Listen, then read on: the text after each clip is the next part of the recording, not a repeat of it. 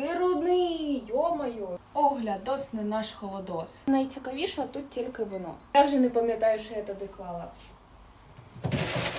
Надовго вистачить. Ти рудний, йомаю. Їм погано. Ще одні дуруни. Вареники. Творожок 2. Твердий сир. Зараз будемо доставати. Будемо хавати. Домашні налисники.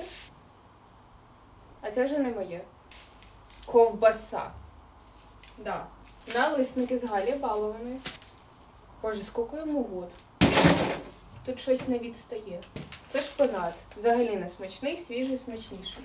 А це, сподіваюсь, не людина. Густо, багато, а їсти взагалі це не хочу.